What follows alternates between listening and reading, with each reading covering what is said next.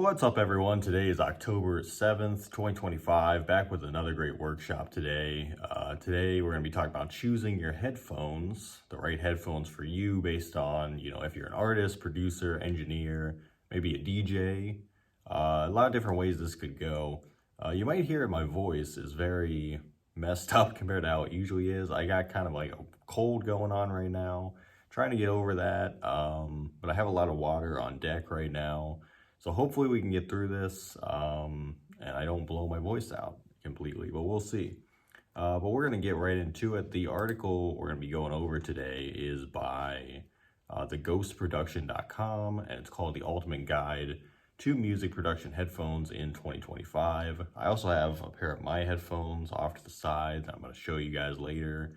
Once we get to the Audio Technica part of this article, I'm going to be talking about why I chose our Audio Technica as my brand of choice.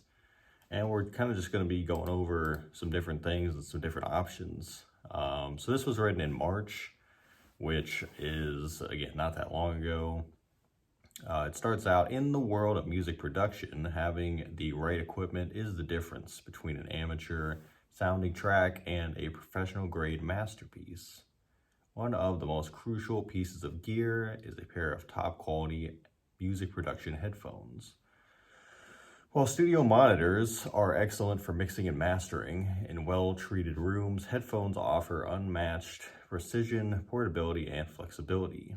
Whether you're a bedroom producer, a traveling artist, or a full-time studio professional, choosing the best music production headphones can transform your workflow and final output. In this guide, we'll cover everything you need to know. So starting off, it says, what are music production headphones? Production headphones are designed specifically for critical listening tasks like mixing, mastering, sound design, and recording. Unlike consumer headphones, which often emphasize bass or compressed frequencies for a more pleasing sound, production headphones offer a flat and neutral frequency response, allowing you to hear every detail exactly how it is. This clarity is essential when making decisions about EQ, compression, stereo imaging, and overall mix balance. And I'm going to be clearing my throat a lot, so I'm just going to warn you about that right now. When I started out, it's kind of interesting. When I started out, I was a big Beats by Dre person.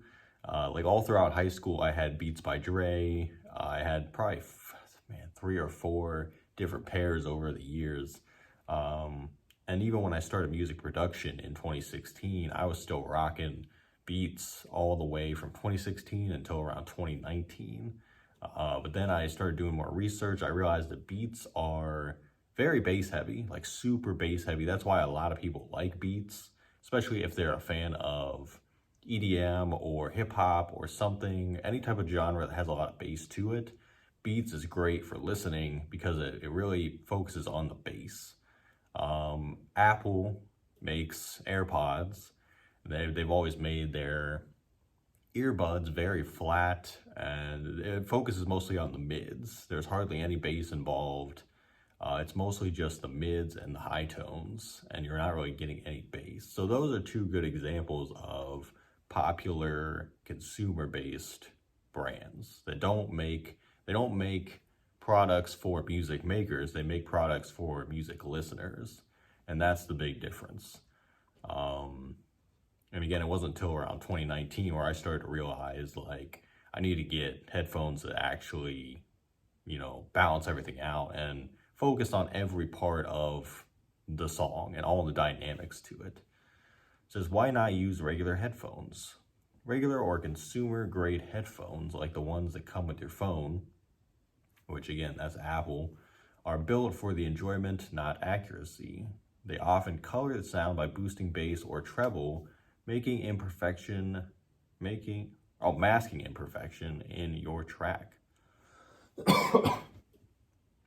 In contrast, music production headphones offer flat frequency response, reproduce sound with precision, help identify mix flaws, reduce ear fatigue during long sessions. Types of music production headphones. We have our closed back headphones. These headphones are sealed around the ear, minimizing sound leakage. They're perfect for recording sessions, especially with vocals or live instruments, where microphone bleed is a concern. The pros: great isolation, ideal for tracking and recording. The cons: they may have a slightly colored sound, less ideal for mixing. I'm going to show these now because they're relevant to what we're talking about. These are closed back headphones. You've seen these a million times. They've been around for years. They've evolved over the course of, I don't know how many years these have been invented, like 70, 80 years, maybe more than that, maybe even 100 years. But pretty obvious. They go over the ear like this. There's nothing coming in and out of this. This is completely sealed. Now, I did put new ear cups on these, so these are not the ear cups that come with this model of headphone. This is actually a bigger ear cup that completely surrounds my ear. The other ones that came with this, they go over your ear, but they're not like as big as this. So you just have to see a picture of that. I'm going to talk more about these in a bit though, and about why I chose these specifically. Great headphones though. But that's an example of a closed ear or a closed back headphone right there. Number 2 is open back. These allow air to pass through it says to pass through the back of the ear cups. I need a drink real quick, guys.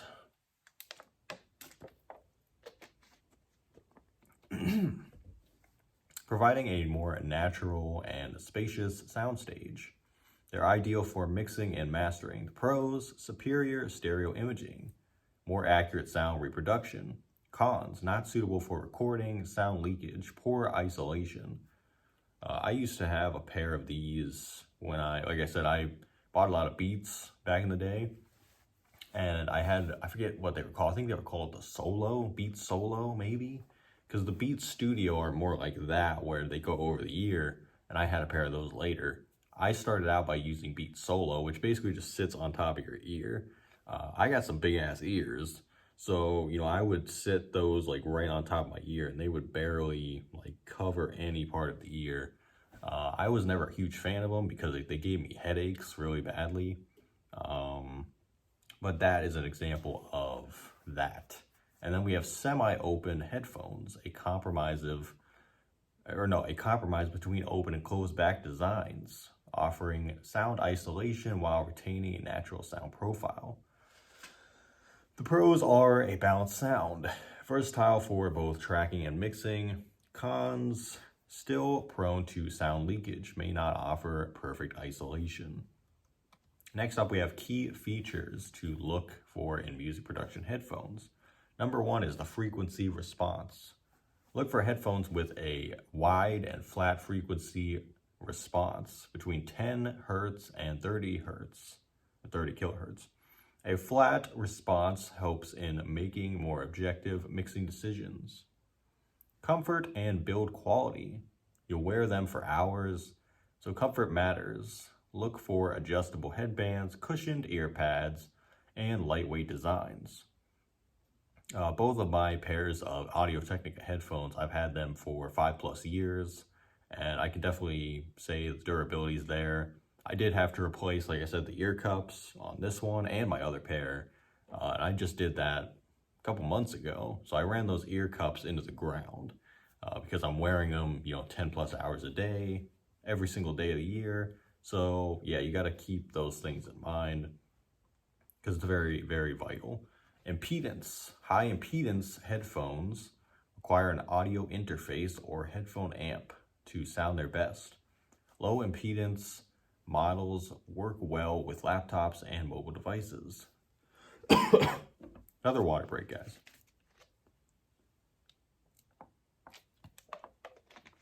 Next up is durability. A solid build with replaceable parts can significantly extend lifespan, especially when you're gigging or traveling. Cable type and length. Coiled versus straight cable is a matter of preference, but detachable cables are always a plus for replacements. Definitely get detachable cables. I'm telling you right now, having the cable attached to the headphone is awful because if anything happens to the cable, you're just screwed. You cannot replace it. There's nothing you can do. And then you're out, hundreds of dollars from these headphones that you bought with the cable attached. Always get the one where the cable can be plugged in or taken out. And that would definitely be something you want to keep in mind. I have my other Audio-Technica ones, not these ones, but the ones I use for producing on laptop. I have a straight cable, and I don't even know how many feet it is. It might be like a 5-foot cord. It's huge. Like, I could plug it in to my laptop and stand on the other side of the room and still be listening to the music. Or you can use these, which are wireless, if you want to do a wireless thing. The thing about doing wireless on a laptop compared to a phone is there's a lot of latency, which I found doing it on my laptop. Because I tried doing it. Like, I would travel certain places and I didn't feel like plugging in all the time. I would do Bluetooth and see how it worked. I would get a ton of latency and like clicking and weird things going on. So I don't know if that's just me and like the laptop or what it was, but I wasn't really a fan of it. I didn't really get those issues listening Bluetooth on a mobile device. I got them doing it on my laptop, specifically doing it in FL Studio, trying to, produce and make songs and things like that. So I would go the cord route still, but get a cord that can detach 100%. That's something that you gotta do. Next, we're getting into the brands, and this is where I'll talk more about these in a second. Number one is Sennheiser. So these are brands, but they're giving you, for 2025, the model and all that stuff. So you can look through this article after the video, and you'll be able to see pictures of what they look like. But they give, let's see how many they give. 6 different models for 2025 that are considered some of the best out there. Number one is Sennheiser HD 400 Pro. These are open back, 140 ohms, which is impedance. Why it's great. Sennheiser refreshed the HD 400 Pro in 2025 with better drivers and improved comfort. These are open back headphones with an incredibly honest frequency response, perfect for mixing and mastering. The pros: neutral sound, light and comfortable, affordable for high-end performance, best for mixing and mastering. So yeah, if you're an engineer, it sounds like these would be right up your alley. This next company, I'm going to do my best to pronounce it. I actually don't know how to pronounce this. Beyerdynamic, I think it's Beyerdynamic, DT1990 Pro. Open back headphones, loved by professionals for years. The DT1990 Pro remains the go-to in 2025. Spatial imaging is fantastic, and the clarity across the spectrum is unbeatable. Pros: extreme precision, robust German engineering, 2 sets of ear pads for different sound profiles, best for mixing, mastering, and analytical listening. So I've never heard of that brand, but it sounds like it's a German-based brand. And these look more old-fashioned. Like, when you see the photo of them, they look more like headphones that would be made in the 90s, definitely. So I guess 1990 might be relevant to the build. I would be a little concerned about the way they're built because it looks kind of flimsy, but again, to each their own. Next up, we have Audio-Technica, which is my go-to brand. And the 2025 Audio-Technica model is called the ATH M70X. Now, these right here are the 40X, I believe. No, these are the 50X. I bought these in 2020, probably summer of 2020, and they're still going strong today. These are the ones I use primarily for just listening on my phone, sometimes listening on the laptop with a cord. These have the option of plugging in the cord right here. But for the most part, I'm using these Bluetooth, wireless, that sort of thing. As you can see, the headband is kind of like frayed a little bit. You see that? That's from 5 years of wearing it. And I just replaced these ear cups with new ones like a few months ago. But if you saw these a few months ago, These ear cups were torn to bits. They look terrible. But the sound quality, the durability of this whole headphone is perfect. And I'm a huge fan of it. They feel comfortable. And again, I feel like I'm the right type of person to speak on something like this because I'm wearing headphones every single day, hours on hours during the day. So I can definitely vouch for this company. And like I said, I have another pair. I didn't bring them downstairs here, but I have another pair that I use that I bought in 2019. And I think it's it might be the M40s or the M30s, but it's a slightly different model than this. It's a little bit smaller, and it has no wireless capability. It's only made for, plugging in, and that's what I use to actually produce on. But I'm a huge Audio-Technica person, and hold on, water break 1 second. I'm trying to get through this. I'm a huge Audio-Technica person. I think the sound range is right where I like it to be, and you can definitely tell you get that honest feedback from the music, from the music you're listening to. Damn. So I guess this one, and you'll see the photo of the newer model. It's very similar. Like these ear cups look very similar, and kind of the build on the side here. It's a little bit different up here from the looks of it, and the headband looks a little bigger. I've never really researched the newer models, so I'll have to look into those.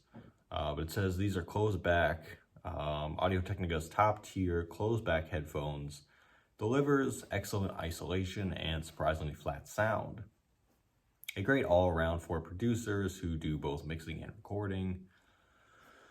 The pros are accurate across low, mid, and high frequencies, collapsible and portable. Yeah, I've always been able to travel with these very well. They come with a carrying case too. Great isolation, best for recording, mobile production, and closed environment mixing. So that's my brand of choice. Like if I had to recommend one out of all these, I would say that one for sure. Next up, we have Audeze. I think that's how you pronounce it, MM500. This is another weird looking headphone.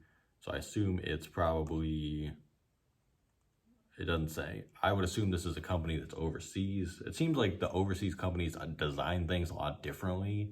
Because these definitely look very interesting. Open back, developed by producer Manny Marroquin. The MM, so I guess the MM is Manny Marroquin. 500 offers reference grade sound with a spacious stereo field. 2025 models have been upgraded for comfort and better weight distribution. Magnetic clarity, wide sound stage, studio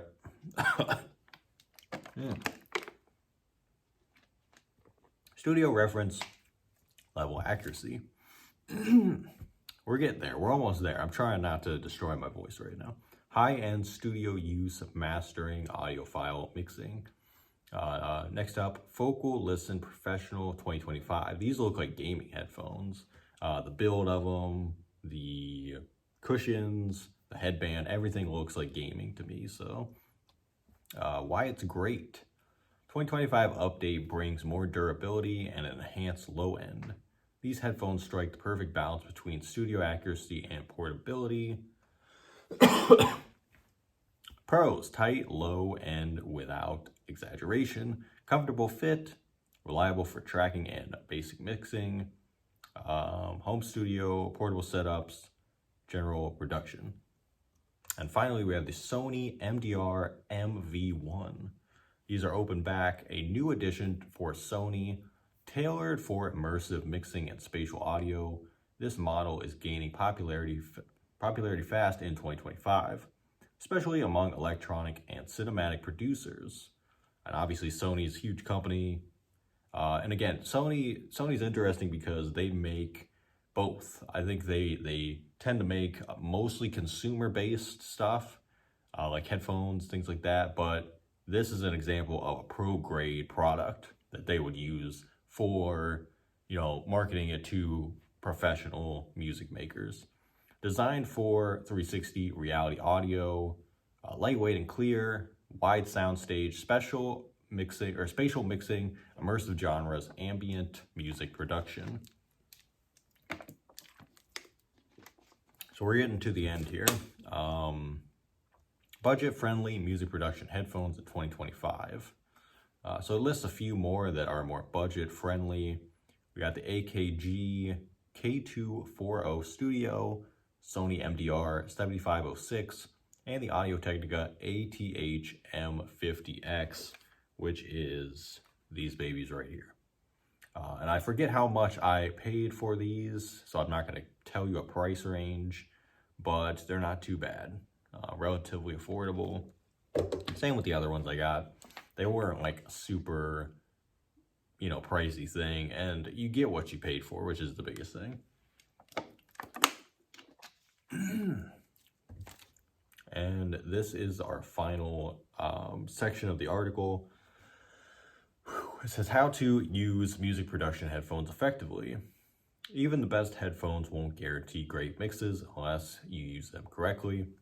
Here are some tips. Check mixes on multiple systems. Use reference tracks. Take breaks. Consider a headphone amp. Use correction software. And then it gives you a chart of kind of like a check off the boxes chart with some different things to kind of keep in mind when you're kind of going through the selection process of which headphones are you going to get. It does it for studio monitors, and it does it for the headphones themselves, which is pretty cool. Final thoughts. Choosing the right music production headphones.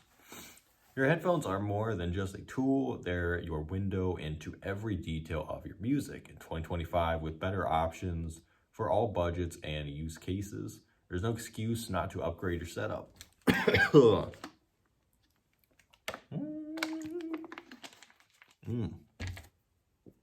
I cannot wait to get over whatever this is. To recap, know the difference between open, closed, and semi-open. Prioritize flat frequency, response, and comfort. Match your headphones to your workflow. Use them as a reference, not sole mixing tool. Whether you use your Sennheiser, blah, blah, blah, blah, blah. It gives all the models. Great sound starts with great monitoring. Invest wisely, and your music will thank you. So that is the article. Again, theghostproduction.com. Pretty cool article. That one gave the most information. The other two that I'll leave you guys in the description. One is by Minidisc. It's called Studio Headphones, Your Key to Pro Audio Quality. And the other is by Sound on Sound called Studio Headphones, Everything You Wanted to Know. So that is Studio Headphones. Like I said, if I had to recommend any brand, Audio-Technica is definitely the one I would recommend. But do your own research, figure it out, and let me know in the comments, like, do you have a brand of choice, or have you heard anything good about any of these other brands? And yeah, that's pretty much it. I just wanted to kind of go over that because I think it's something that is vital to being able to make music that is quality. If you're going for headphones that are super bass heavy or super mid heavy, it's going to really do you a disservice. You want to be able to have something that is reflected to the consumer in a good way and that sounds great, at the end of it all. And I definitely agree with that article where it said, don't use them solely for everything. Just use them as a reference, and then go to your car, do a car test, get some studio monitors, listen to it on that, listen to it on multiple things. But adding something like that to your repertoire is huge. So definitely do that. Let me know, if this video helped at all. If you were able to skip through me coughing the whole time and drinking water and etc. Hopefully this did something for you. But next week we got another one coming your way. October 14th, we're gonna be doing Canva, which is a tool that I use every single day to an extent. I'll kind of give you how I use that, the ways I use it, and then how you can use it in your own content journey, I guess we'll call it, which, yeah. So that's October 14th, but again, thank you guys for listening to me with a terrible voice and stuffed up and all that stuff. Hopefully by next week I am not feeling as bad, but yeah, thanks for tuning in, guys, and we'll see you next week. Stay safe, stay positive, all that good stuff. We'll see you then.